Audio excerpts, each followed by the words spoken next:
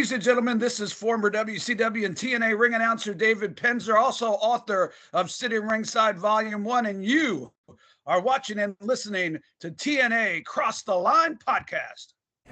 TNA Wrestling, Cross the Line.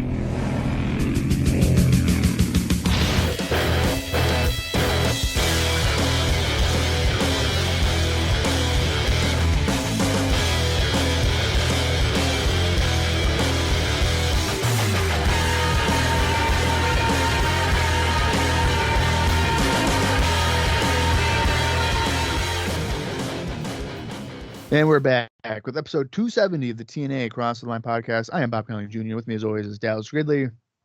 In Dallas, we are coming off of Turning Point, where Samoa Joe has evened the odds. It's 1-1. He managed to defeat Kurt Angle in the main event, proving that he can, in fact, beat the Olympic hero. And our boy Abyss, maybe the weakest NWA World Champion to date, retained the title against Christian Cage and Sting. But probably the most dramatic aspect of everything was the flag ladder match thing with LAX and AMW. AMW seeming to be tearing apart. James Storm is livid with Chris Harris for allowing a non-American anthem to be played. He expects and demands an apology tonight on Impact. Will Chris Harris apologize? Probably not. Maybe, though. We'll see.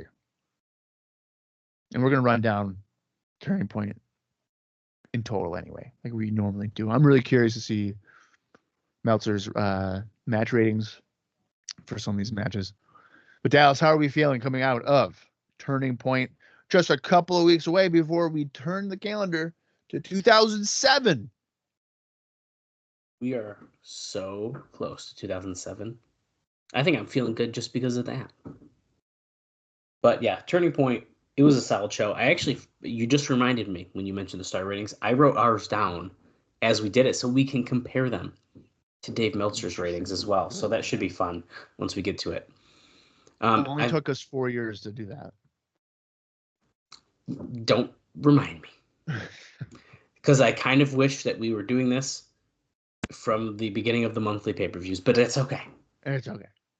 Better late than never.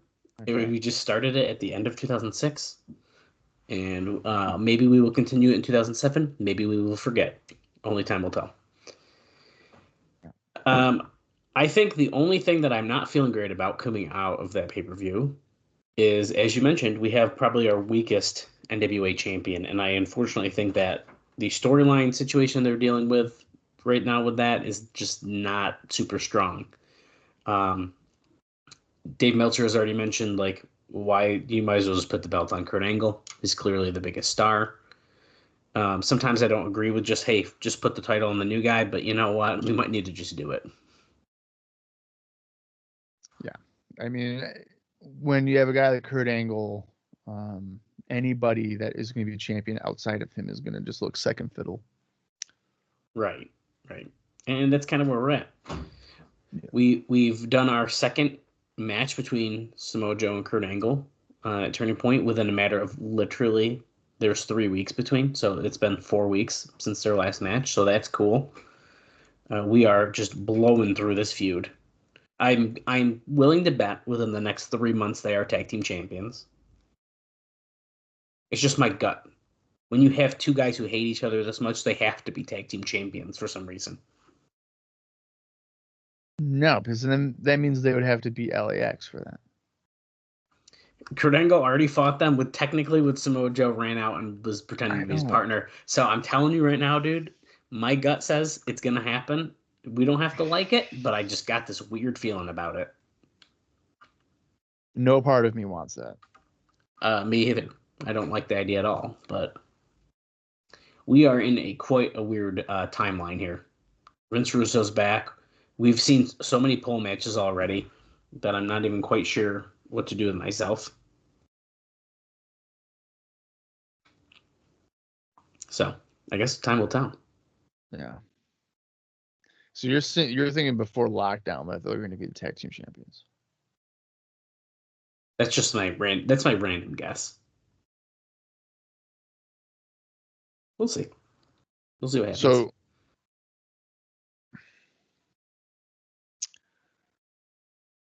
I mean, the obvious thing to do for lockdown would be, at this point, is a Team Joe against a Team Angle. I mean, I like that, but you know what? They're going to be fighting each other as tag team champions, and that is just how it's going to happen. I think they're going to be on the same team. I mean, by that point, I would not be surprised. I think it's going to be like Sting, Joe, Kurt. You got to do another one, right? Christian? Christian's not a babyface. Yeah, that's the thing. Rhino. Yeah, but see, the thing is, you said Sting, but Sting's like he's kind of on a bad side right now. He's kind of flipping the script a little. Kurt Angle's even like, he's getting a little spicy. I'm just saying, anything is possible. Well, so it's funny you say that because Russo, who is the head writer now, and it's very apparent that, well, he's at least on the creative. I don't know about head writer, but he's on the creative team. Mm-hmm. And he has long said that he does not believe in baby faces and heels. He believes little shades of gray for everyone. And I think we're kind of seeing that now. Like one moment, like Kurt is doing this, whatever, and then he's like being a prick to other guys. So, although they are trying to present Petey Williams as like Hulk Hogan, so that's good. Yeah, that's another weird thing that's happening. But okay, it like I said, weird timeline right now. Yeah. Well, like I already said, we enjoyed Turning Point. We thought it was a good show. What do you think the readers of the Wrestling Observer newsletter thought? Did they give it a thumbs up, a thumbs down, or a thumbs in the middle? I'm going to say a thumbs up. Yes, quite a bit. 87.8% thumbs up. Wow. It's big. 122 people. And only 5 people, or 3.6%, gave it a thumbs down, and only 12 people, or 8.6%, were in the middle. So that is overwhelmingly positive. So pretty cool. I wonder why the 3 people would give it a thumbs down. Yeah, it's such a little percentage that it's, I don't know. Do I even need to ask you what they thought the best match was? I mean, it's obviously Joe and Kurt. It's Joe and Kurt Angle. 137 votes for that. And then, as far as the worst match, what do you think got voted for that? AJ and Rhino. Nope, that's not even on the list. Abyss, Cage, and Sting. That's right. 75 people said that was the worst match. In second place, it was Lance White and Ron Killings against the Serotonin with 21 votes. And then LAX versus AMW with 8 votes. Okay, so important, though. We didn't see the Hoyt and Killings Serotonin match. That's correct. That's on the pre-show. So, yeah. Because as we know, Bob, Serotonin is coming. But even though they've already been here. They've already been here. We've seen a guy get beat up on TV already, right? Yeah, the last pay-per-view. I believe, was it Johnny Devine? Devine got caned. So how are they coming when they've already been here? I don't understand this. I don't know. Maybe we will see them more on this show. We've only seen Raven once with them, so I'm more curious about that versus them as a group. Yeah, and he had that weird little thing on his face. Yeah, very interesting. Let's dive into this. There's actually, I say there's not a lot compared to normal. I feel like it was a little bit. He didn't write as long of a monologue before he gets in the pay-per-view, but it's all pretty interesting stuff. So let's get right into it here. He notes that right in the beginning, it took all of 2 shows before the biggest acquisition in TNA history became just another headliner on the show. Just kind of interesting. What kind of sentence is that? He's talking about Kurt Angle. He's just another headliner now, Bob. Biggest acquisition in history? Just another headliner. To me, that still sounds like a positive, so I don't know what he's getting at here. But no, yeah, I mean, that's what I'm saying, but I don't understand the sentence, is that the biggest acquisition is now just another headliner. Okay, so a headliner means that he's above other people, right? I mean, that's not. Yeah. I think he's just trying to say like, is this another name on the show? Right. But Right. But that's when you not say how- headliner, it's like, okay, he's still the main event guy. Like, what are we talking about? Right. And now the reason he's kind of being a smartass is he mentions how, based on their response, which he claims is usually pretty accurate when it comes to TNA, the December 10th turning point will probably be only doing half as many buys as the Genesis show from November 19th. It's also too bad because Turning Point was by far the better of the two shows. And I don't know, maybe it's just because people didn't want to buy another pay-per-view within 3 weeks. Right. That's more my opinion, but yeah. No, I think that's probably the case. That's a quick turnaround. Right. He goes into saying the main event saw Kurt Angle tap out to Samoa Joe's choke in 19 minutes and 17 seconds. Because of how the angle was booked, with Angle having made Joe submit at Genesis and pinned him on television, it was Joe's turn to get the win. Now, it was important for Joe to get the second match, or the win in the second match in this series, but it also tells a story of rushing the program, as there was no reason to give the second match on a 3-week build where it wouldn't be considered special. Now, in addition, Angle should not have lost for TNA for a long time, he thinks. Beating him should be made a gigantic accomplishment for the first person who did so, and there wasn't nearly enough time to get that over. Worse, the choke finish did allow Angle passing out as opposed to tapping, which would at least essentially keep the aura of the specialness about Kurt Angle. The decision regarding passing out and tapping was debated internally, and it did go back and forth, but the decision ended that he would tap. Yeah, but didn't he hit himself with a chair? Yeah, we'll get to that too. Don't worry. Okay, yeah, because I remember You were mad about that. Did not like that. Did not like that. I hope Dave agrees with me, because it doesn't help anybody. Yeah, we'll get to that. I don't think he talks like super in depth about it or nothing, but he does mention it, so don't worry. Yeah. He goes on to say, it's really no surprise from a business standpoint. When Sting came in his first pay-per-view match, did record business for the company. But in subsequential matches, business quickly fell back to normal levels. Angle didn't even spike ratings like Sting's return did, even though Angle garnered more publicity. I cannot talk tonight, I'm sorry. In a sense, with the benefits of hindsight, that may indicate that Angle should have debuted against someone other than Joe, and then spent months building to a match with Joe in hopes that they would produce a second buy rate. No way. That is that's a crazy fucking idea. Whoa.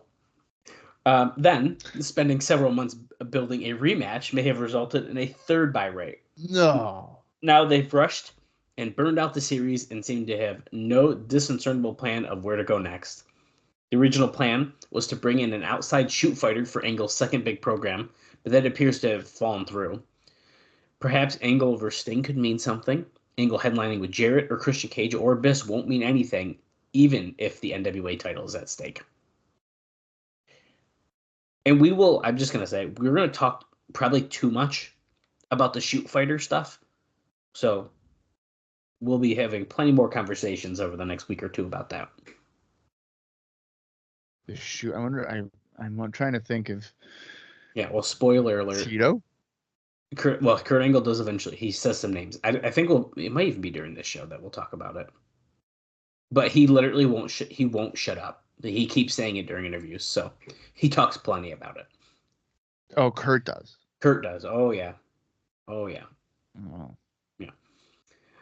But here's the thing: if any shoe fighter they bring in to TNA, it's a work at that point. Right. So there's no gonna. You know what? You know what, Bob? Screw it. I'm telling you right now. Okay. We're skipping ahead. We're just going to mention it. It's Daniel Puder. So Kurt Angle was on Bubba the Love Sponge on December 8th. And once again, didn't focus on his pay-per-view match that was happening 2 days later, but on him claiming that he would not just do an MMA match, but 4 MMA matches. So this is more about who he would go fight in MMA, but I'm sure there'd be some of that crossover, and he kind of gives some names here. He claimed that the first would take place on the TNA pay-per-view in May or June. So there you go. and that he had been training that style but wanted 6 months of good training before doing such a match. He said his first opponent would be, Bob, you guessed one of them, Tito Ortiz, Chuck Liddell. I was going to say Chuck. Randy Couture, Ken Shamrock, or, you guessed it again, Daniel Puder. And then he decided to then cut essentially a promo on Daniel Puder during this interview. So, yeah. And so there's another note here that TNA had been, this is in the same interview note, TNA has been talking for some time about the idea of doing business with the shoot fighter. Is noted here, whether it be Bob Sapp, Ken Shamrock, Puder, anything like that. He even mentions Don Fry or whoever, but it was always within the context of working a program. So, yeah. So there's your shoot fighter stuff. So Kurt is a smart man because he literally just named all of the top MMA fighters at the time that he would want to work with there. Aside from Ken Shamrock was definitely on the downward spiral there. But I feel like in 2007, if you were to tell me that Ken Shamrock and Kurt Angle are having a match or whatever, a fight at Sacrifice or Slammiversary or something, I would be intrigued. I was gonna say, yeah, you'd see that. You'd be interested still. I definitely, yeah. More so because it's Ken Shamrock, and Ken Shamrock was one of my favorite dudes.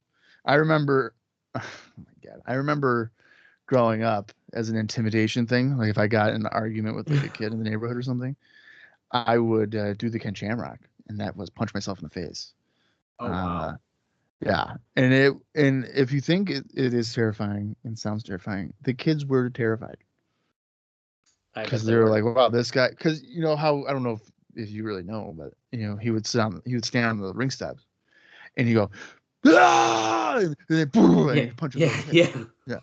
That as an impressionable 8-year-old, that's what I would do. It's awesome. I like that Ken Shamrock had like a resurgence and was fighting like Sami Callihan and stuff. Yeah, when was that? 2021? Yeah, around that time. Something like that. I think it's bizarre, but it happened. Yeah. Anyway, Dave notes that Turning Point overall was a very good show. Even with the segments that sounded bad on paper were reasonably good. None of the matches were bad except the 3-way for the NWA title where Abyss retained against Cage and Sting. The second Joe versus Angle match with Angle turning heel, which also sounds way too early to be doing that, and he lost, was even better than the first. I think he's talking about the low blow, but we'll talk about that too. Because he got a little dirty. So yeah, it's a double turn, right? I mean, that's probably what they're trying. That's what I would think, yeah. They teased it on the first one and then kind of executed a little bit more with the second. Right. Here's the thing, Meltzer's right. I mean, they have rushed so much shit with Kurt in the matter of I mean, Bound for Glory, he gets the Bret Hart treatment, whatever. But then in a matter of 4 weeks, they've done the dream match twice. And and then flipped them from face to heel. It's wild. It's wild. Incredible. It's incredible. This, like he's saying, if you do the fucking first match, which is dumb anyway, but you could have just waited 6 months, done the first match, spaces out again, do another rematch, and then you get 2 buy rates for that, and then you turn them heel like after a year or something, not fucking 3 weeks. Right. It's nuts. It's insane, but whatever. Nothing we can do about it 18 years after the fact. That's true. We can tweet about it, but doesn't matter anymore. That's right. You're absolutely right. We can tweet about it. Right. The show also featured a few publicity stunts. The first involving Major League Baseball stars AJ Kaminsky. Oh my God, I forgot about this. Yeah, and David Eckstein. I said that correct, Grandpa? Eckstein. David Eckstein. It came across better than it had any right to. Pruninsky and Dale Torborg played heel, running down Eckstein. Then he ended up coming out with a replica of his World Series MVP trophy. Visually, it came across well because Pruninsky and Torborg looked like giant bullies next to Eckstein. I'll get it. And his brother Rick. The live crowd didn't seem all that interested in an angle clearly designed to get some mainstream press. They tore up pages of his new book, Half Heart, which talks about organ donation. It led to Torborg punching Rick. Torborg eventually then held David while Praninsky threatened to hit him with his replica X Division title. Dude, this shit is so wild to read back. It's so stupid. But then, right before you hit him, Lance Hoyt made the save with a high kick on Torborg. The idea was to get both the footage on ESPN SportsCenter and the mainstream media. Now, it did get some coverage in both major Chicago newspapers, and obviously Praninsky plays for the White Sox, and the St. Louis Post-Dispatch, which, because Eckstein plays for the Cardinals. It made some TV in both markets as well as Orlando. And at press time, ESPN was expected to do something with it this week. And Sports Illustrated had talked about doing something with it in the issue dated for December 23rd. There was some talk about doing a match with Hoyt and David versus Torborg and Praninsky. But at that point, I think both major league teams would want to put a squash to it. Dave notes that Praninsky and Torborg played their roles well. Eckstein doesn't come off well in a pro wrestling setting. But whether they get to any more pub or go further with it or not, they should have linked. Reading this is so silly. They should have linked Joe or Angle with this angle, he says, because to use the big stars. No. I agree. What the fuck? No. Why would you want to have either one of those guys in this silly? No, that's dumb. And then you guessed it, he talks about with Mr. T and Cyndi Lauper being, it's stupid. What? Anyways, because when Vince brought in Mr. T and Cyndi Lauper, he said, I'm not trying to compare the baseball players with them. Oh, yeah. Don't compare fucking Eckstein and Przinsky to Cyndi Lauper and Mr. T. That is ridiculous. He tries it, though. He tries.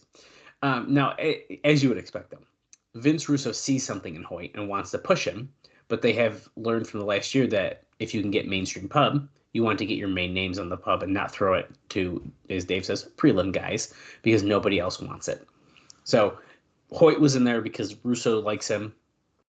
Dave is like, why aren't you using Angle and Joe? Well, so here's the thing. I don't know. I certainly wouldn't use Joe. Because like nobody knows Joe. Mainstream wise. Right. If you were to use anybody, you know who I would use?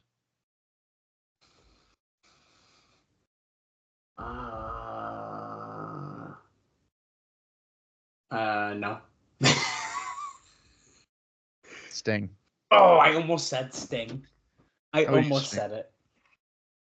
I should have.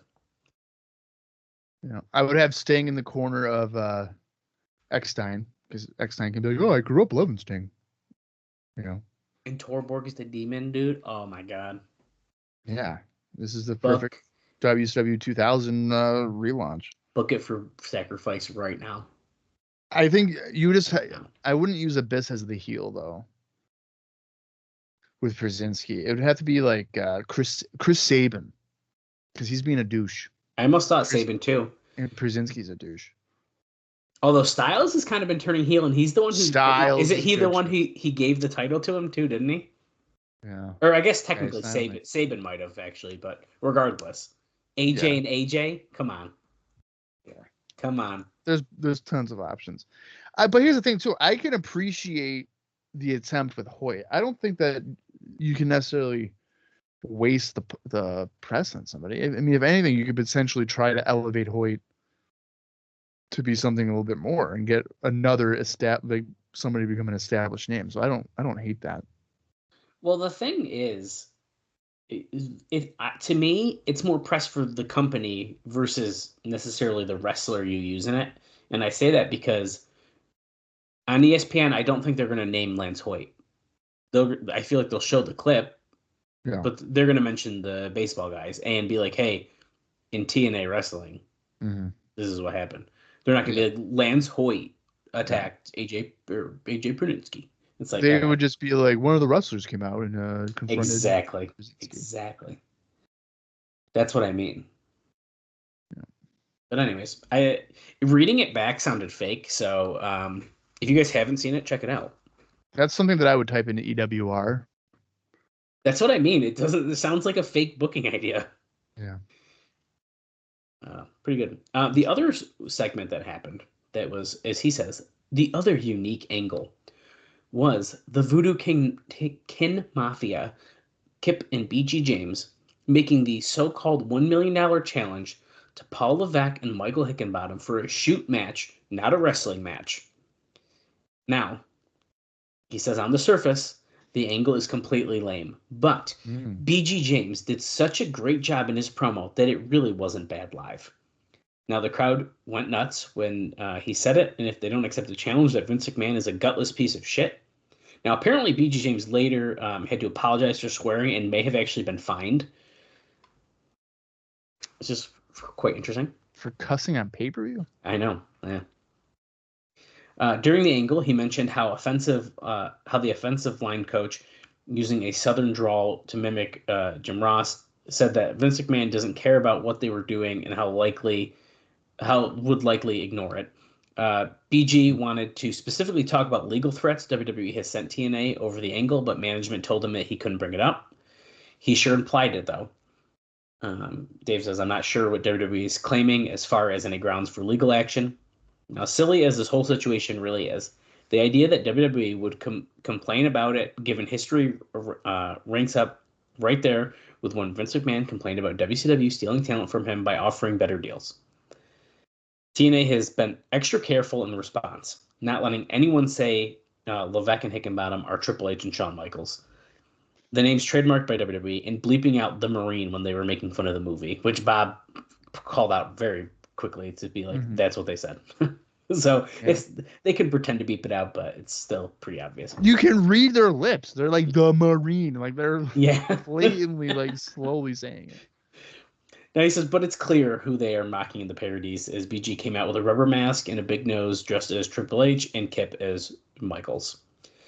Of course, during this whole thing, the crowd ended up started chanting DX sucks and all this stuff. They had they mentioned the earlier angle that they did where Tim Welch was the one who dressed up like Vince McMahon, who was carrying the cage with the rooster and saying how he loves cocks, mocking the storyline they already did in WWE, that kind of stuff. So he brings all that kind of stuff up. Now, Dixie Carter was telling people that she expected a response and that a match would be worked out. And Dave says that is not going to happen. Oh my God. There's no way you are this delusional. Dude, I saw that. I almost couldn't get that out without laughing. I mean, come on. He finishes off by saying the other weird thing is that historically, when grandstand challengers are issued, you use the tough guys who are the real shooters to issue the challenge. It would have come across as a whole lot more seriously if TNA had, you bet, Joe and Angle issue the challenge. Okay. All right. Fuck, man. Does Dave just want them to use Kurt and Joe for literally every single thing? Yeah. Hey guys, if your world champion isn't Kurt or Joe, you're fucking up. If your X Division champion isn't Joe or Kurt Angle, you're fucking up. And if your tag team champions aren't Kurt and Joe, you're fucking up. Then what are you fucking doing? That's right. If they're not involved in every single match on their shows and pay-per-views, is the product even believable? I don't know. Probably not. No, I don't think it is. My God, dude. Other people have to do shit. Like, God. It's so funny. And I'm sorry. Okay. Like, in 2006, Samoa Joe is not some massive wrestling superstar. He just isn't. He is the guy from Ring of Honor, undefeated streak, whatever. But amongst any casuals, if you were to go, like, you know who Samoa Joe is? They'd be like, who the fuck is Samoa Joe? They'll know who Kurt Angle is because he's got that WWE rub. So obviously Kurt's not in this equation. But guys like Joe, guys like AJ Styles, they're not megastars that mainstream pub would even remotely care about. Mm-hmm. It just doesn't. And I think that Joe's physique and like overall presentation wouldn't translate well like on ESPN. I think viewers would be like, who the fuck is this dude that looks like he's out of shape, you know, yelling at AJ Przinsky if that were to happen. Like, okay, whatever. Yeah. Yeah, it's a weird thought. Yeah, I don't know. Speaking about Voodoo Kin Mafia, since we're saying that, I'm just going to tell you this little quick thing here too. And then we're actually going to get into the matches, and then we're going to be getting right into the show. So, like I said, a fairly a quick intro here from normal. Apparently, BG James was doing a press conference last week. I don't know if it was for the pay-per-view or what it was. It doesn't really say. But he says that his 15-year-old son came up with the Voodoo Kin Mafia name. Or, yeah, the what it stands for. Because TNA came up with the VKM.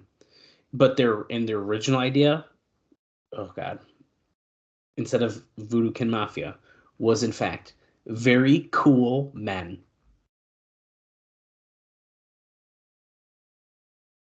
With a K. Cool with a K. Okay. Okay, so and Dallas may remember this, but I have in the past said cool with a K in text messages and then been like, I'm trying to make it like cool. Now hearing that BG James and Kip James were going to try to do that, I apologize. Because that just shows you that I am a loser. Because they thought that Very Cool Men with a K was an ideal name. I don't know what Voodoo Kin Mafia even means. Well, I have that answer for you. Perfect. It means nothing because he said that they took a dictionary and his son took the computer and they just pulled up a bunch of words that started with those letters and then settled on Voodoo Kin Mafia. So it means nothing. What the fuck? So it's just words? Yeah. Just words. It means nothing. Pretty cool. God. Okay, well, you ready to talk about some matches? Now that I've blown your mind. We're typing words in and like, yeah, we'll go with it. It's ridiculous. So, turning point. It drew the usual full house of 900 fans in Universal Studios. We unfortunately missed out on the pre-show. However, what was the gate on that? It would be $0. Okay. That was $0 for the gate. Okay, just curious. Yep.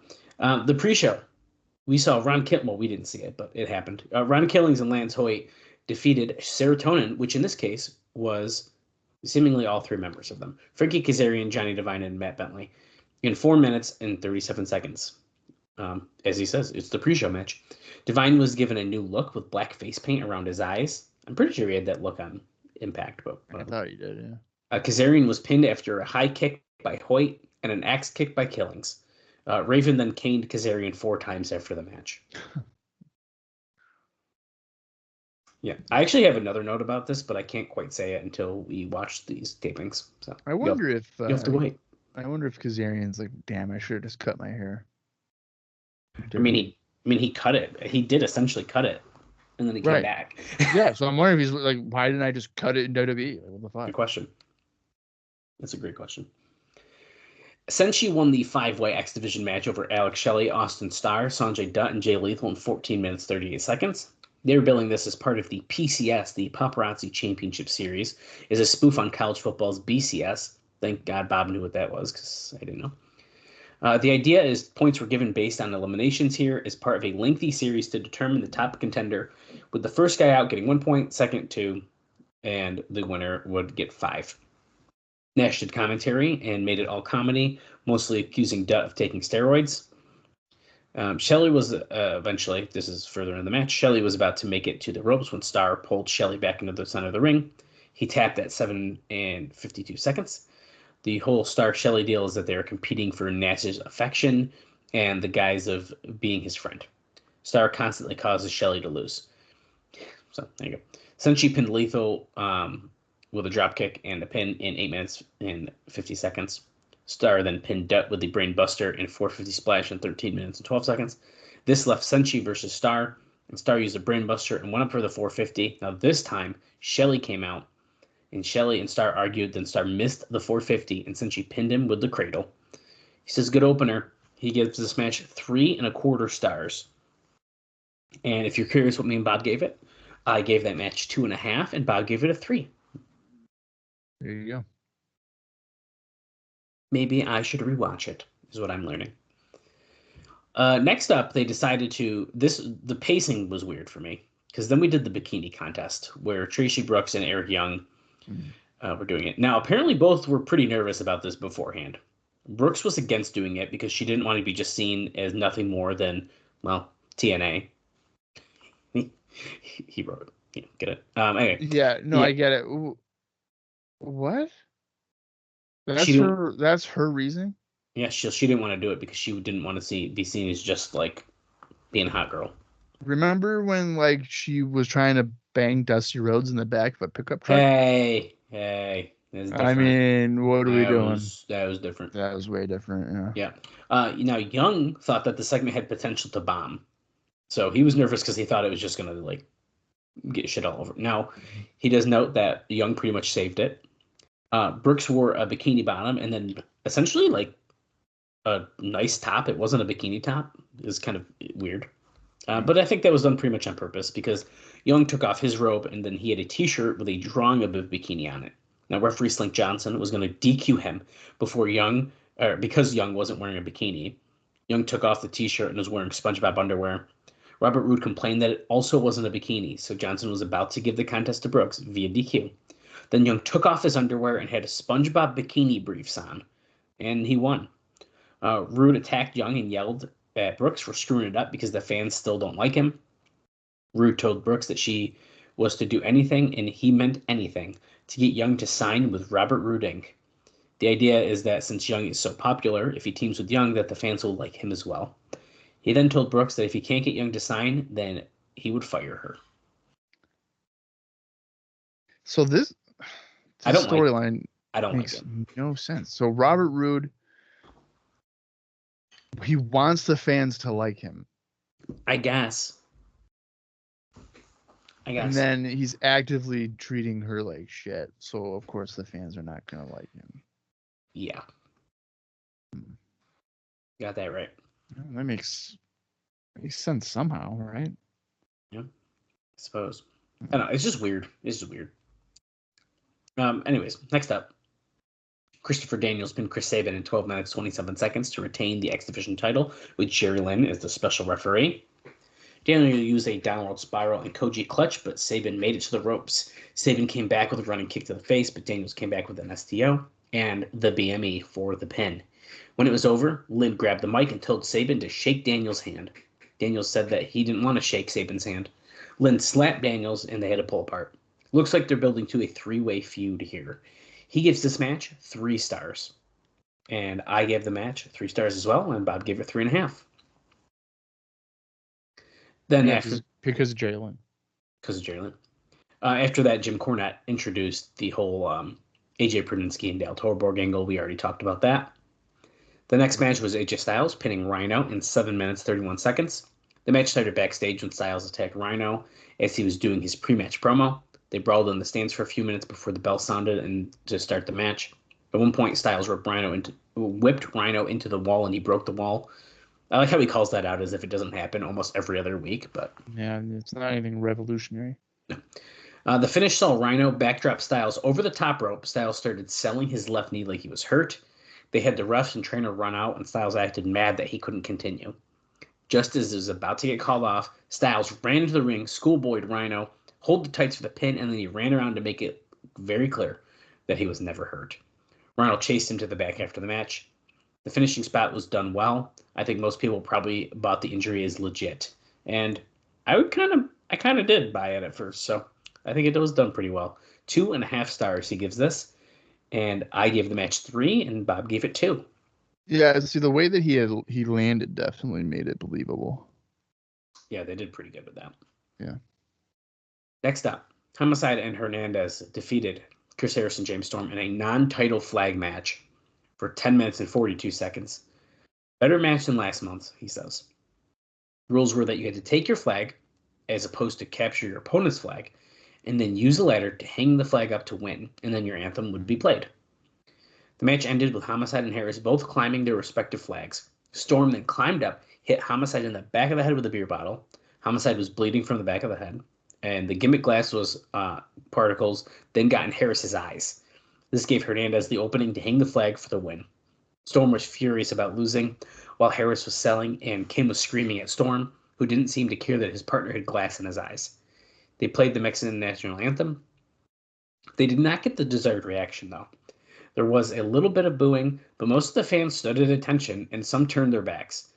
If there was going to be heat, and there wasn't, because of this audience wasn't going to have the knee-jerk reaction of booing a foreign anthem. It was dissipated anyways with the focus on Storm and Harris. Then I think it was in the back, but Storm then said that Harris had let down his team and the country and demanded an apology on Impact for causing the Mexican national anthem to be played. Dave Meltzer gives this match 3.25 stars. I gave this 3.5, and Bob gave it 2.5. I'm learning. I'm just Dave Meltzer. Essentially, I'm pretty close here. Yeah, but you're Dave Meltzer, who is just overly positive on everything. You could sit there and rate a match at 1 star and then be like, but it wasn't like that bad. Out of like all the 1-star matches, it was like the best 1-star match. Yeah. Okay. Anyways, next up was the VCAM skit we already discussed, where they came out and the fans were chanting, "Screw you, Vince, DX sucks. We're gonna fight you guys." And Dixie's like, I think it's gonna happen. It's definitely gonna happen. Definitely gonna appear on our TV show. Oh my god. Next up, Abyss retained the NWA title in a 3-way over Christian Cage and Sting in 11 minutes 55 seconds. Sting did a planche on both guys to start it off hot. Tomko then attacked Sting and threw him into the guardrail. Blah blah blah. Bunch of fun stuff happened. And then Tomko then stomped on Abyss. At this point, there was already thumbtacks on the ground. And then Abyss's face went into the thumbtacks. Sting decked Jim Mitchell. Christian hit Sting with a chair. Then Abyss picked Sting up for a black hole slam. In doing the move, Sting knocked into Christian, sending him outside the ring. Dave says, overbooked. The thumbtack spots have been so overdone that nobody cares, and the match had lack of heat. Plus, this kind of match makes the NWA title seem like a joke. He gives this one 1.25 stars. And I believe that we must have tied because I only wrote 1 down. 1.5. Yeah, that sounds about right. Okay. Next up, the main event. Samoa Joe beat Kurt Angle via tap out with a choke in 19 minutes, 17 seconds. Fans seemed more into Joe than Angle at the start, but nobody was booing anyone. Joe attacked Angle with chops and body blows. He backdropped Angle over the top rope. Then they kind of went back and forth. It was a really hot start to the match. It was a lot of fun. Joe got the choke eventually, but Charles was down. Angle started tapping. Fans hated Charles going down, and it kind of took the air out of the match. Joe tried to help out Charles with Joe's back turn. Angle kicked Joe hard with the low blow. And even on the replay, I don't even know how you could have faked it. It looked like it fucking hurt. The Three Stooges spot was all wrong. Well, so, sorry, I skipped it. I skipped the line. I forgot to highlight it. So, Angle went out of the ring. He got the chair. He swung it at Joe and he missed. He hit the top rope and he was supposed to knock himself with the chair. Or he was supposed to hit him, but then he hit himself with the rebound. So he says the Three Stooges spot was all wrong for this point in the match.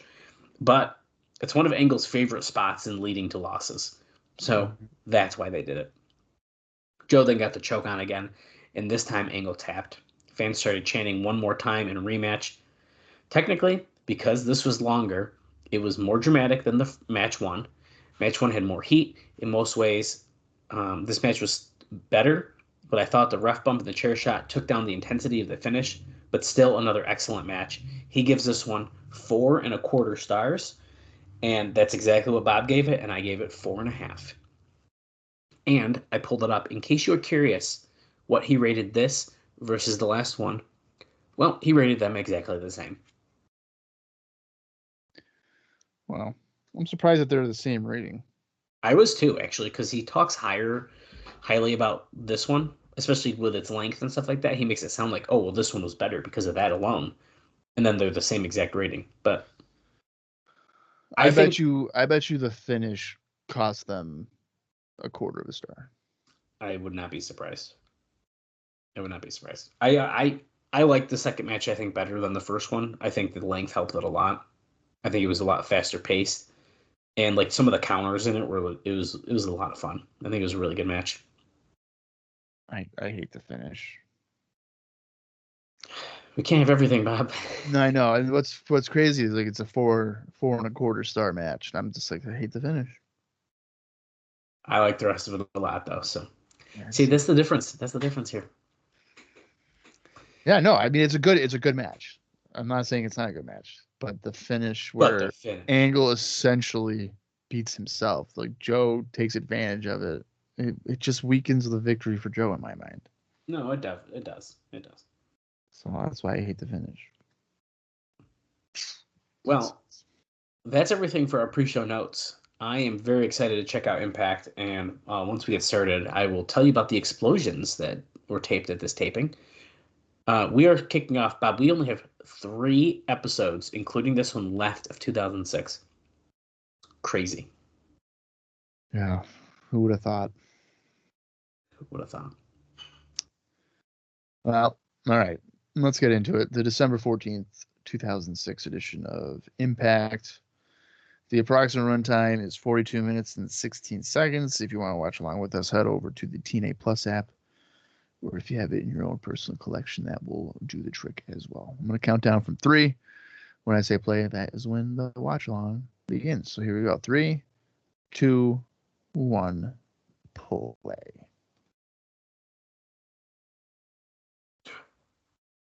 See, it's not the same anymore. We are wrestling. See, I like the other thing better. Uh-oh. Oh, we're starting off hot here. Kurt Angle's running around looking for Samoa Joe. Oh my God, he's attacking JB at the printer. You tell him I'm looking for him. Lifted on by a suit jacket there. Damn. I think Boresh was faxing something. Oh, great. Dallas got some carrot cake or something from his maid. It's a burger, not carrot cake. Oh, it's a burger. I'm going to tell you explosion while they're showing the highlights, and then I'm going to start eating that burger while Bob talks about the highlight. Oh. One of them are listed on Cage Match, but is not in the notes. It's Robert Roode defeating Jay Lethal. That airs on December 15th, 2006. And the 2 I actually have listed, we have Petey Williams defeating Alex Shelley and Eric Young defeating Chris Sabin, and that airs on December 22nd. Yeah, so Dallas is going to eat his burger now. And a little fun fact about Dallas and burgers, he had his first burger when he was like 28 years old. That is actually sort of accurate. Yeah. Maybe I should say the first one I liked, though. Right. So he was basically the human version of Squidward, if you've ever watched SpongeBob SquarePants, where Squidward doesn't really enjoy Krabby Patties. Dallas is now obsessed with them. Here's Robert Roode. He's in the ring with Tracy, who is dressed more seductively now than she was on the pay-per-view. Oh, he's so mad.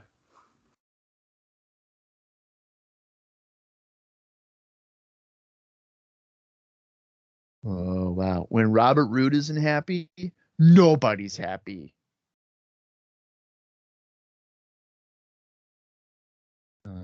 Great. Eric Young. He knows that Eric Young is in the Impact Zone. And he needs to get into the ring right now. Because he has a contract. Okay, that looks like the dumbest, worst drawn up contract. Why does it say Rude? Rude. Yeah, what the fuck? Uh-oh, Kurt Angle coming down. He's not Eric Young. Important to know here, Kurt Angle walked down the babyface side. That is important to note. I also like that TNA also said, that's not Eric Young, that's Kurt Angle. Get the hell out of my ring. And look, he leaves. Oh my God, is Rude backing down from Kurt? Well, to be fair, he's not going to fight him and beat him for at least, what, almost 10 years? I don't even know if he didn't beat him, did he? Oof. Oof. He should have beat him, but he didn't.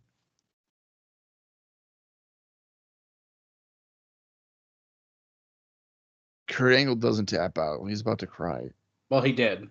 Yeah. Oh my God. He's so sad. He's definitely tapped out before several times. Has he? Yeah, Benoit made him tap like 7 times in a fucking submission match. I was going to say who.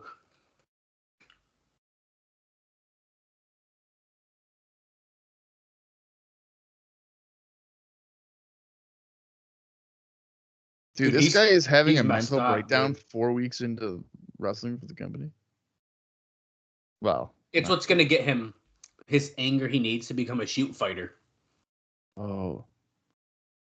Character depth. Samoa Joe, I gave you a chance in a rematch. I gave you a chance at redemption. Now what I want. He's not asking, he's telling Samoa Joe. I want the same. I want a rematch. Yeah, this is crazy. We're dumping through a trilogy of matches. God. I think they should do the rematch on Impact. Fuck it. No. Fuck it. No, don't do that. Why does Kurt look way different right now to me? Wait, Samoa Joe is up on the screen. It's funny, Kurt, because before Turning Point. Is that a green screen? No, I think it's just a really weird lighted locker room shot. It's like slightly low. Yeah, it is. We have our sights on the Heavyweight Championship. So he's basically saying Turning Point was supposed to be the last time we fight. Samoa Joe said, well, you lost. You've been broken. Which is funny for some guy who just got pinned twice by him. Well, once he tapped out, right? I guess, technically. He tapped out and then he got pinned in the tag match. But Kurt Angle, you've been broken? You mean broken Kurt Angle is making his appearance here? Oh, my God. Uh-oh. Don Run, dude. This is Dude. Don What did you just say? Run. He's... Oh, my God. Don. Don't. Don Run. Don, you're tripling down on this. He said, TNA, do something. You said win, lose, or draw. You didn't want a rematch. You said it. Oh, my God. Oh, my God. No. He's putting Don West in the ankle lock. Don's not tapping, dude. Okay. That's a really funny call out. Don is not tapping. He's just screaming. He sat down, dude. Don is lasting longer than Abyss in this. Don never tapped out there. He never would. Oh my God. Look at Wow. that. Oh no, does this mean he's not going to be on the show at all and we're going to be stuck with some other shitty commentator? They're going to put Letitia on commentary? No, you want to know who they're going to put on commentary? Fucking Cornette. They fucking better not. Right now.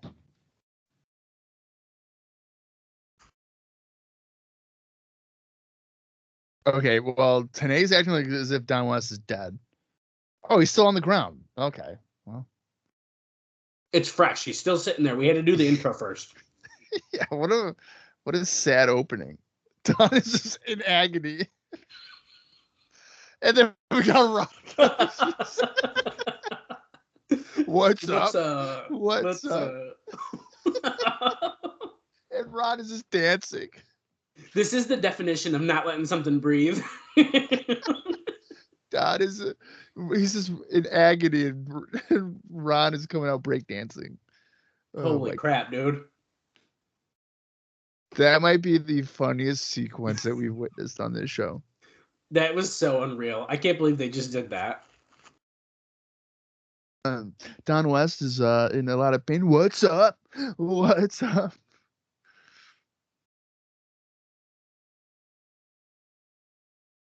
Brutal.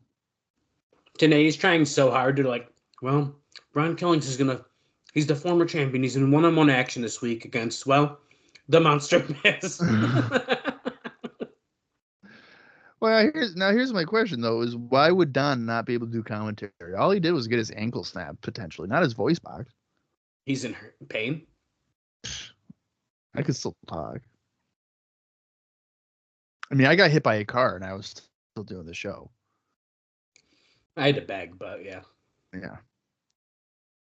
Hey, we're still doing the show. Are you still free on Sunday or? It was a fair question. Yeah. I made sure you're okay first. Hey, you're doing okay. Bullshit. You were like, hey, so this is awkward, but like, can you do it? Or Going right after Ron Killings to start us off here. Slick Johnson, referee. I'm sure Bob has a laundry list of indie notes for this match. I think you're going to be disappointed because I don't. I have one note, and it's for Abyss.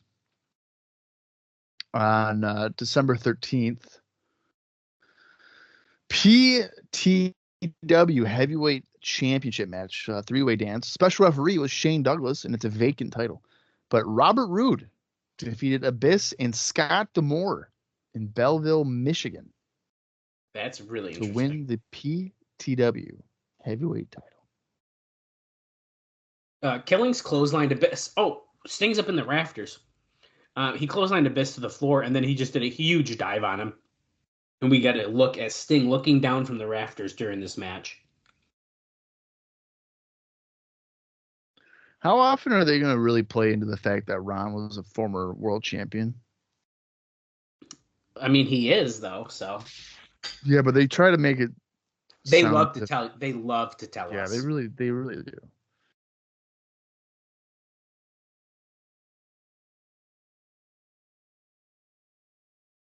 Yeah. Okay, you see that ad on the side of the ring?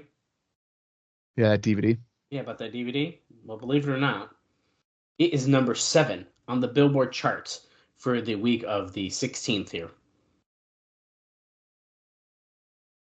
This is traumatizing. Look at Don. Fucking. Why are they showing this, dude? Why are they doing this? He's still never tapped, and I think Tanae should mention that. I think Tanae should be like, Don never did tap. Not only that, but we cut away from a match to show that again. Yeah, that's perfect. Abyss pummeling Killings with several forearm shots. I don't know about you, Dallas, but does it not sound like as if the crowd is just silent because Don just got destroyed? Right. Yeah. I mean, I think they're a little shocked. It's like noticeably silent. Well, it's not at this point in the taping, but believe it or not, so many fans ended up leaving before the end of this taping that they had to cancel a few explosion matches because there weren't enough fans in the crowd. What? Yeah. Because they always do those last. People left the taping because you think because of Don? Now I'm wondering, could it have been? Wow.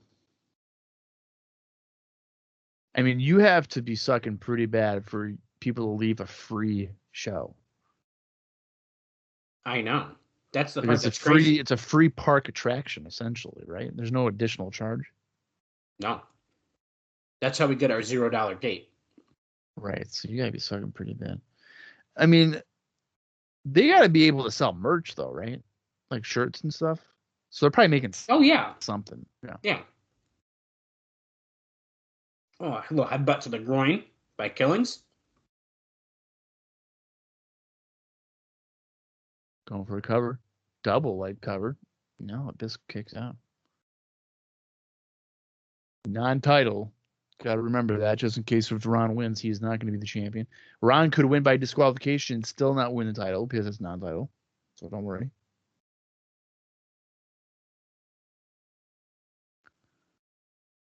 What the hell was that? Okay, so he kind of did a baseball slide over the bottom rope. Well, because it looked like he was kind of going after Father James Mitchell, but like not really. Yeah. Oh, that the black hole slam. Mitchell ran into the ring, Killings ran after him, and then Abyss just slammed him with the black hole slam. So Abyss needed like a distraction finish here to pin Ron. He's a former champion, Bob. We can't even give Abyss a dominant, clean finish over Ron Killings at this point. I know. I don't get it, man. Build up your heels, dude. This guy needs to look way stronger than what he's been doing. Oh, fuck. Oh, hey, Jim. Fuck. Great.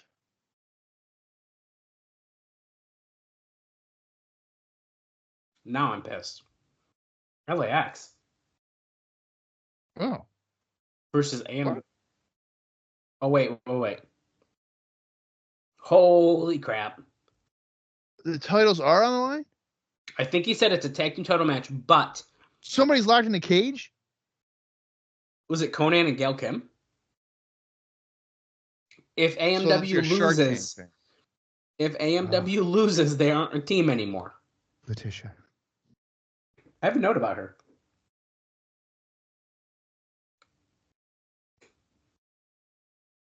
Well, let's hear what Christian says, and then I'll tell you my Letitia note.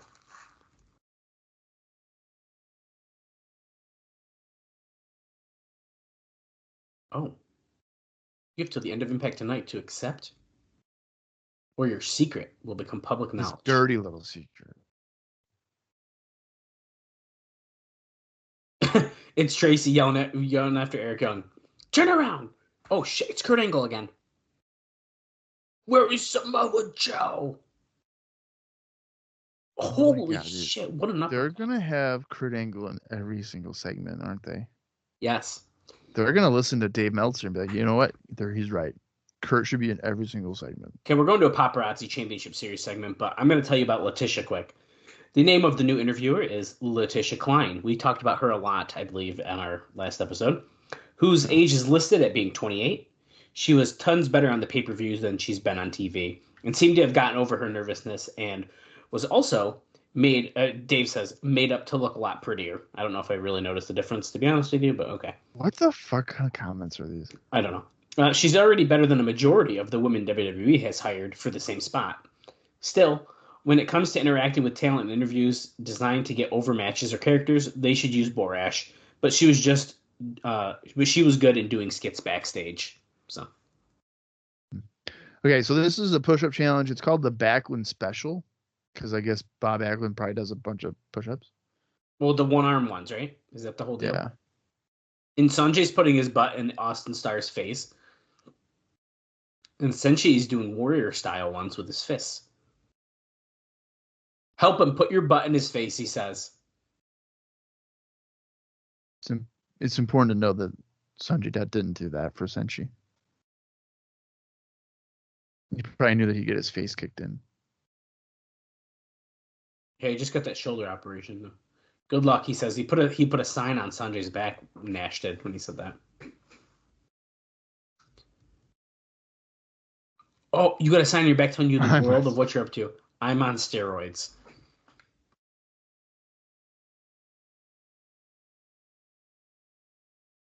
Feel free to kiss the winner. Okay. Standing after this 2-week event, Senshi's 8 points, and the rest doesn't really matter because. Hello. Whoa, we saw a lot more of SoCal Val for that one than normal. Hello. Here comes Petey Williams. An American hero. That's right.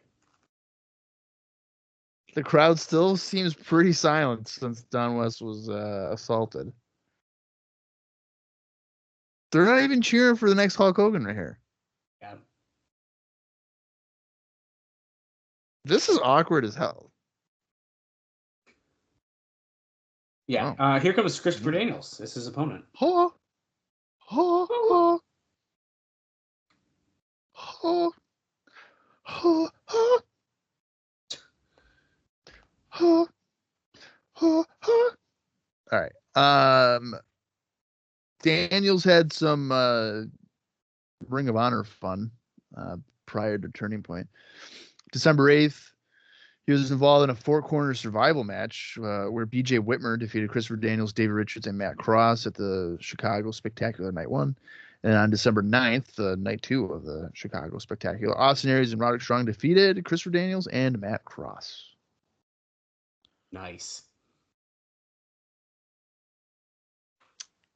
Petey Williams on December 13th teamed up with Phil Atlas in a losing effort against the 0-1 Max lightweight tag team champions Alex Shelley and Chris Sabin at PTW's Vendetta in Belleville, Michigan. And that looks to be our indie notes for this week. For the whole show? Yeah. Well, I mean, we're already almost 20 minutes into the show, so it's not like we're gonna get a lot more action wise, probably. That's fair. We are 18 minutes, 55 seconds if you're following along with us. Petey just looked back like he didn't just see Daniels get into the ring. Mm-hmm. He was over on the apron, but now we're in the ring. Goes underneath, and Daniels goes underneath now. And Daniels cartwheels. Catches the foot. Petey with a drop kick.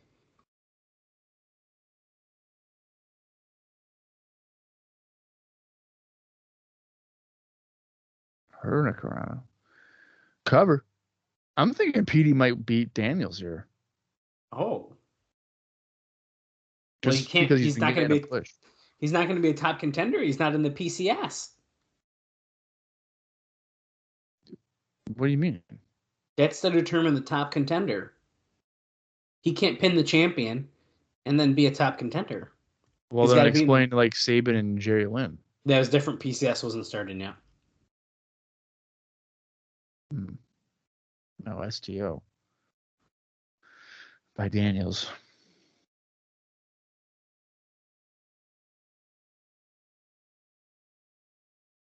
Oh, running knee by Daniels to send Petey to the corner. Okay.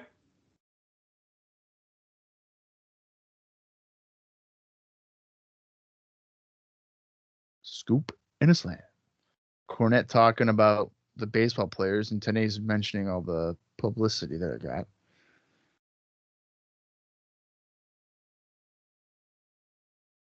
Let's go, Petey. 1, 2, kick out at 2. Come on, Petey.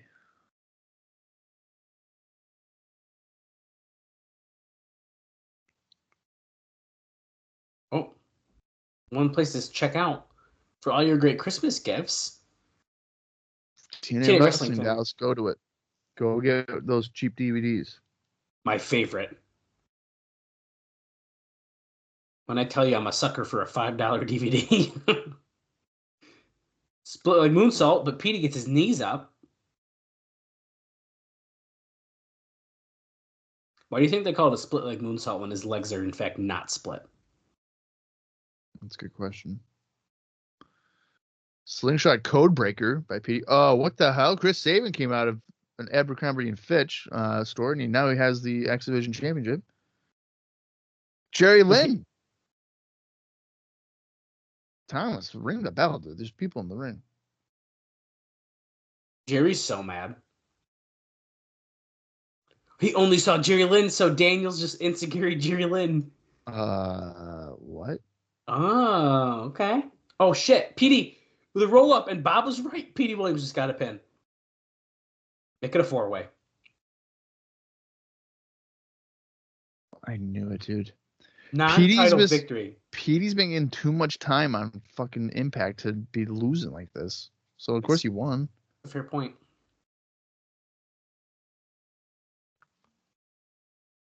I'm actually surprised that Daniels kicked Lynn. Yeah, I kind of like that. I was not expecting that.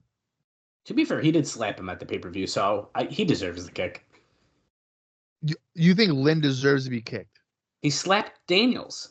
He's trying to knock some sense into him. They're pissed, dude. Dude, we're getting a... Uh-oh. Letitia, I know that lower back from here. Oh what the God, fuck? Kurt Angle's got the Johnson's ankle lock on Slick Johnson on the fucking stairs. Hey, all right, this is something I can get behind. Speaking of Kurt Angle and Jerry Lynn, Bob, I got a note for you. Okay. Apparently, it's apparently likely at some point in 2007 that we get a Kurt Angle versus Jerry Lynn match. Both guys want the match, and Dixie Carter loves the idea. Of a Kurt Angle Jerry Lynn match? Yeah. I would love that. VKM, talking about how Vince McMahon is not happy about what's been going on. Well, you didn't like what we were doing, but we did it when we were employed by you.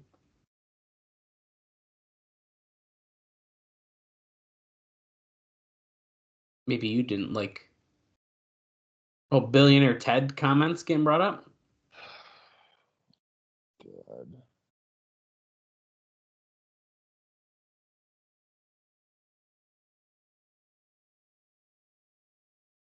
When the fun was over, I took it in my own hands and get a little serious.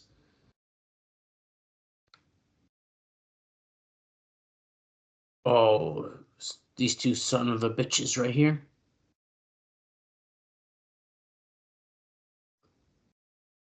Paul Levesque and Michael Hickenbottom versus Brian and Kip James.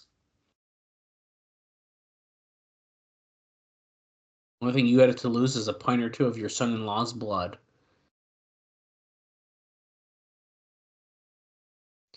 I don't like it at all, to be honest with you. Do you remember, I think we saw it in one of the last episodes of Impact, Bob, where VCAM did a skit on TV where they were like in a theater and there's a guy sleeping in the theater. Do you remember this? When what happened? There's a guy sleeping in a theater. Oh, here comes Kurt Angle again. Oh, I don't know. Well, the guy sleeping was No, guilty. don't, you motherfucker. He grabbed SoCal Val. Oh, he's got her by the wrist. Can somebody save her?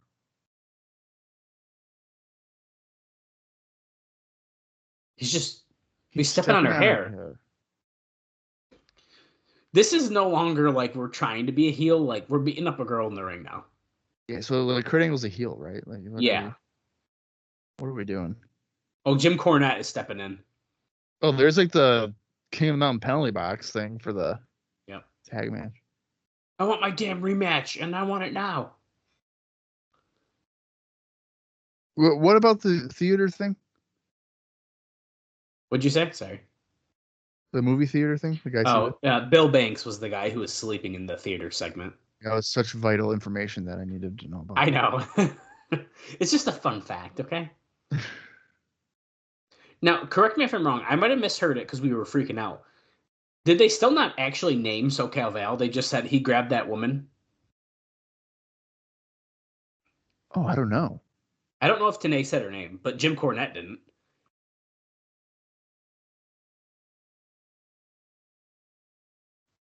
Oh, the way that Samoa Joe's contract is written, Jim Cornette cannot force him into a one-on-one rematch. What kind of contract is that? Wait, there's something that he can do. One-on-one matches are covered as contract, but not tag team matches. That doesn't make any sense. It makes no fucking sense. Oh, they're going to put him on opposite sides with partners. How's this going to convince Samoa Joe to be one-on-one against me? Because if you're the man I think you are, and then you're the man I know you to be, that sometime you're in that tag team match, you can get Samoa Joe in the ring, and you can convince him, Olympic style, to change his mind. Corny. This shit's corny, Bob. I can't cover tag team matches. So if you want to get him in the ring and convince him Olympic style to do a rematch. Oh my God. Oh, you better, or your ass is mine. For Cornette to be in the ankle lock. I was hoping. Be great. Okay, so next week, Kurt Angle and Samoa Joe on opposite sides. But coming up next, AMW versus LAX. Kurt's still even on the babyface side. I don't know how I could cheer for him after he just threw SoCal Val around. Well, there is no babyface side, if you ask. Speaking of LAX, Bob, there has been some talk about bringing in a babyface Latino group to feud with LAX, which would be headed by, you guessed it, Bob, Apollo. But that is But it is far from a done deal. Apollo no-showing several dates in his last run makes natural opposition in bringing him in.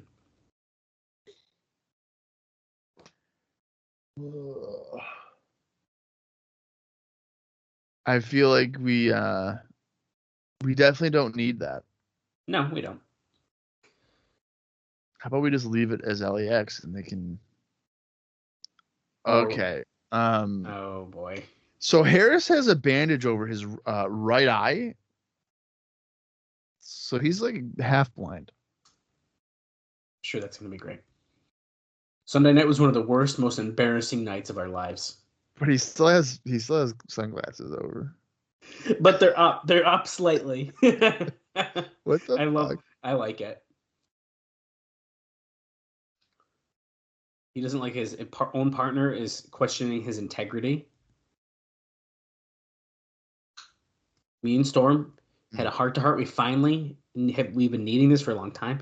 The bottom line is that we stand here as a unit. Me and my brother, we stand here as a team. We have not been teasing a breakup for 4 years. We want to be together in the ring.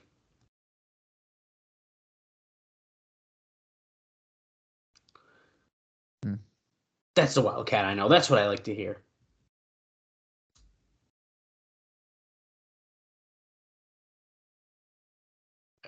James Storm says he doesn't apologize and he doesn't say sorry. He's going to do it for every American out there.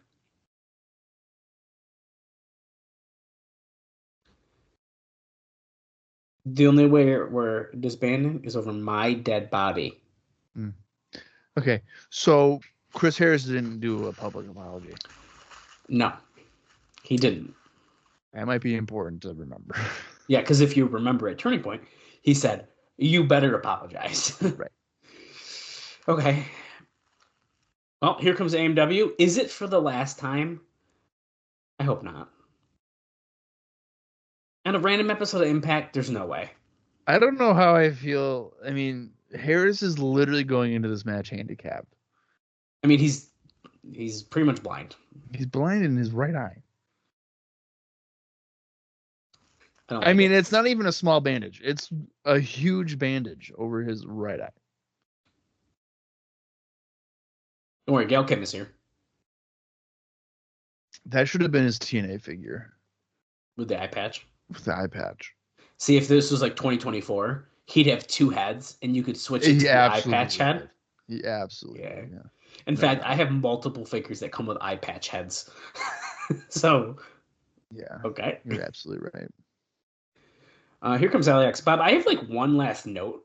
I mean, I have some other ones, but they're kind of spoilerish, so I'm going to wait until certain things happen in the next couple weeks before I get to them. But UFC, the next season debuts on Spike at this point on April 5th, which is a Thursday night.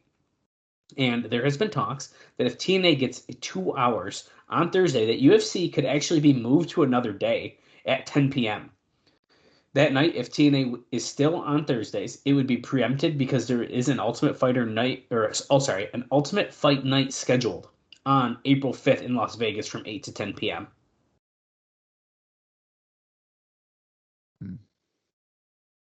I think it's kind of crazy where we started with this because UFC was obviously the more popular one, and now it's to the point where it's like, if we give Impact 2 hours, we're going to move the more popular show. It's kind of crazy. Okay, Conan is going in the cage, they just said. Earl Hebner, locking it up. Takes away the power of LAX. Homicide, Hernandez going right after AMW. The bell rings. This is not only for the NWA Tag Team titles. This is for AMW as a team. The bell has rung. We're going to the floor. If you're following along, we are at 32 minutes and 45 seconds.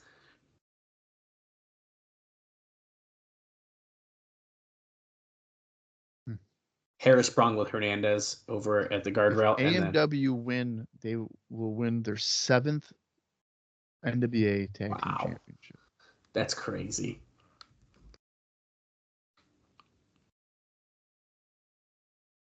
Now, correct me if I'm wrong. Is that 7th? That's 7th together, right? Because they each won it separately already with Triple X members.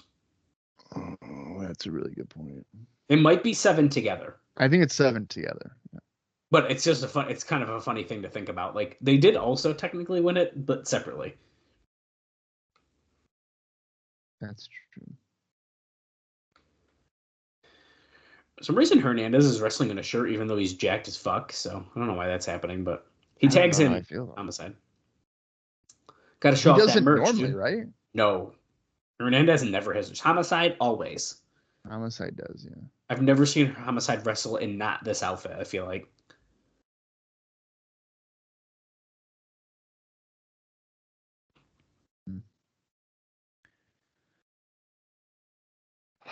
I really feel like Storm is gonna fucking short arm Harris. You think he's gonna screw Harris? Yeah. Oh, and drop down. Yeah.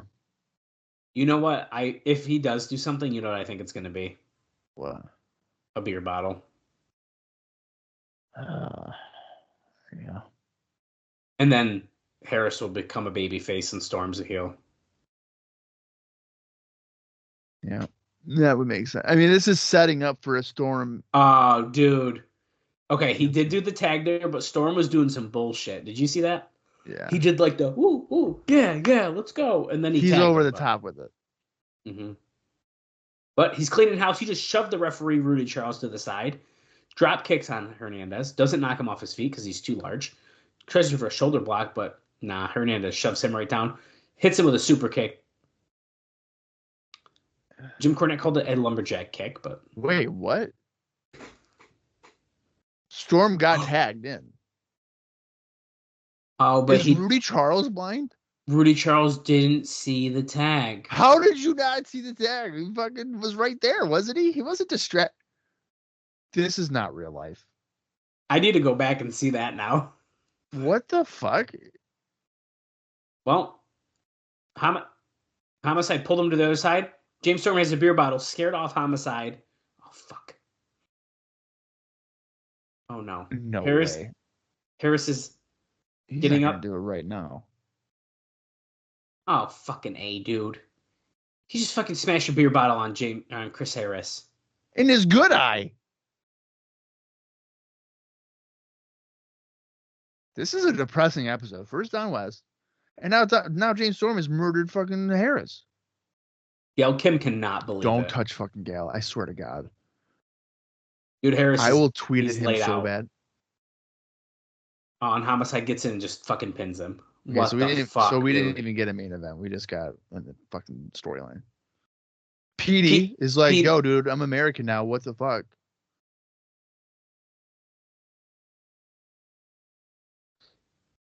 Let me just go to commercial. Dude, I guarantee you, this is why people left. They're like, okay, Don got destroyed, and then like Chris Harris just got blinded. Okay.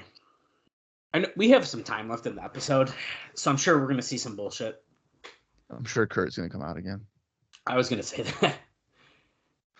But James Storm is yelling at Petey, stay out of my business. Now, backstage, we're seeing moments ago from a commercial, Petey's yelling at James Storm, like, what the hell are you doing? Security's holding him back.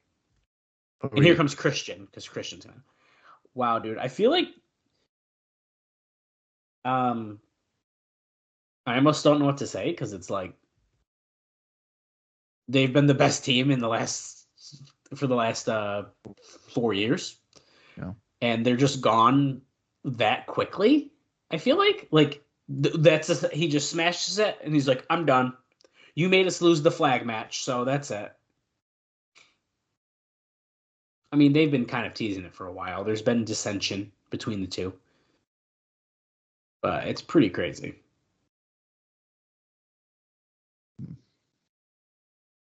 So Storm's the heel, obviously. And then Chris Harris is blind, so he'll probably be off TV for a bit, I would imagine. Knowing them, they'll have the match next week, but... True. Okay, Christian's calling out Abyss. You had till the end of Impact to accept my challenge, Abyss. And I know that he did this challenge like 10 minutes ago, and I already had forgotten that he demanded a response. Oh, no, I remember that. I don't know. I don't like how they just did the turn like that. The thing that sucks is it's not even like a way where it's like they lost in like a fluke and it's like we can reverse it. Like, no, he screwed his partner, so he doesn't even want to be with him anymore. Well, yeah, but I don't hate how he did it. I don't get the turn. I'm sad, Bob. Okay. Oh, this is coming out. He's pissed. James Mitchell's here too. Oh, Tomko's. Because remember, these guys are friends. Well, Tomko knows Abyss's past. He's from his past. Whatever that means. I don't know what that means. Christian from behind, going after Abyss, but Abyss doesn't let him or whip him anywhere. He just goes, oh, shit. Pop up, drops Christian Cage down. Now, it was, what, like 8 months ago when Abyss was trying to drown Christian Cage in his pool? Yeah. In one of my maybe all-time favorite Impact segments. Yeah, that was pretty great. That was really this year, huh? That's wild. Isn't it, dude? It feels like it was 05. I don't know how we're going to do our year in review, but it'll probably be a modified version with how much has happened. But there's no way to remember. Well, Tomko is beating down on Abyss. Christian's ordering him to go away now. And so is the refs. They're like, get out of here. But Christian says, no. He points to Abyss, and Abyss is choking. Don't worry. Christian's getting pulled out from Tomko. Are we going to hear the secret now? Oh, my God. He's Jack Hebner. That's $10,000 fine. Rudy, get out of there. Oh, Jesus. Oh, no. Oh, no. Shock treatment? Yep. Yeah, he just got destroyed. Oh my Hey, God. Andrew Thomas. I don't know if you're aware, but both your paddles are down. Maybe you should hear me out. Run. Yeah. How does he not know Rudy's like unconscious? Oh no, dude. I'm a referee. You can't touch me, man. And black hole slam for fucking Tom. Oh, damn, those referees took those good. Yeah, that was pretty good. There's something about a referee that knows how to bump like a rag doll. Yeah. Jim Cornette, of course, was sitting like hit him. Hit him with a black hole slam. Oh my God. He's going to choke slam him, but the lights are going out. Damn it. Put him in the thumbtacks. Sting! It's Sting! Okay, I don't want to be that guy. I'm pretty positive Sting's face paint is different than the shot of him in the rafters earlier. Yeah, I mean, you would know that more than I would. I'm going to look when the What the fuck? He's got Father James Mitchell. Because Sting controls him sometimes. What? How? They mentioned that earlier, that no one besides Mitchell has been able to control the monster until Sting has started like getting his head. Well, Sting owns. Oh my God. Possession is 9/10 of the law, dude. Not only with the title, but mentally. That's right. So Abyss is also his. Great.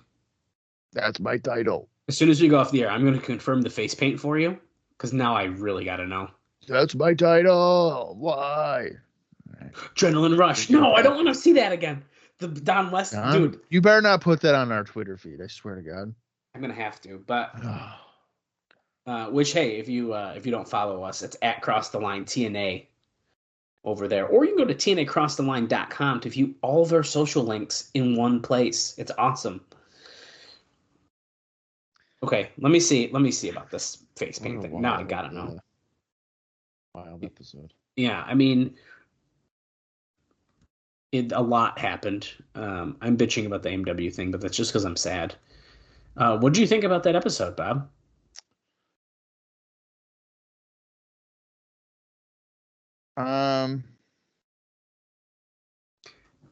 The face paint's different, by the way.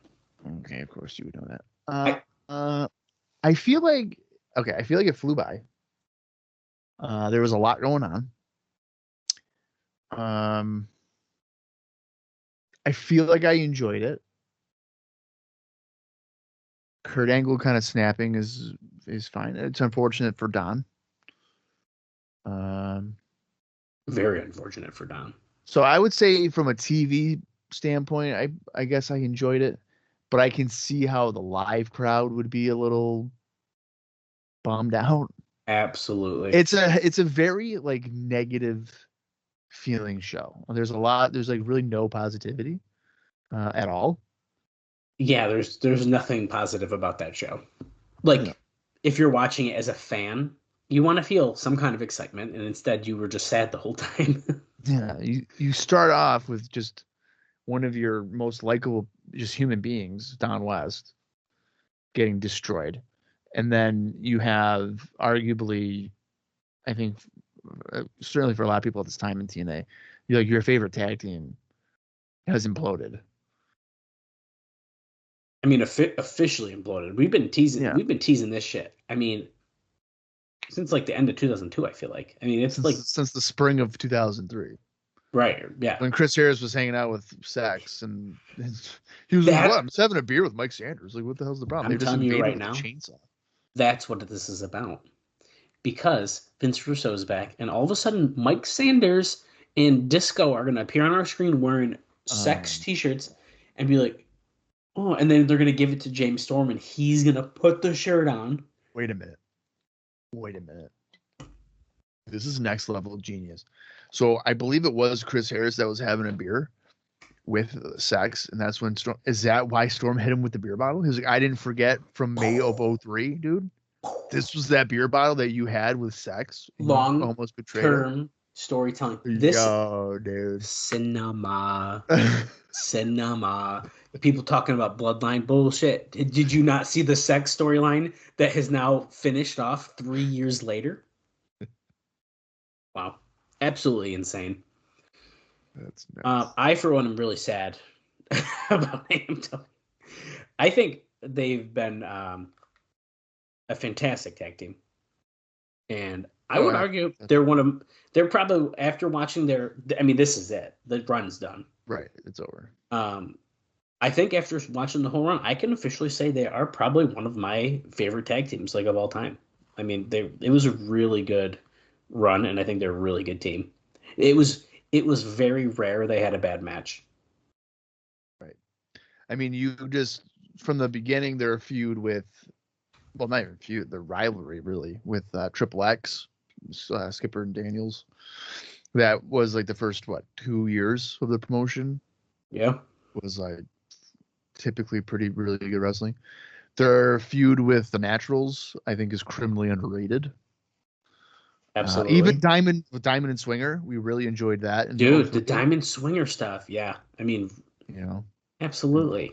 Their matches with AJ and Daniels tended to be pretty solid as well. So, and you can't forget, they are a part of one of the most infamous moments in TNA history, which I'm only mostly bringing up because the day we're recording this episode, it's been 20 years since Elix Skipper walked the cage and took down Chris Harris. Wow. At Turning Point 2004. That's nuts. 20 years. 20 years. Wow. I was 15. That's gross. Mm-hmm. God, it's really depressing. Well, Bob's going to have a crisis now, but I am going to have a mental breakdown. Yeah, that's fine. I think we will continue to talk about AMW's history in TNA, because they're going to have a singles match. I mean, they have to. You have to have a blow-off. Well, yeah. So what I'm gathering is I really think Harris will be off TV.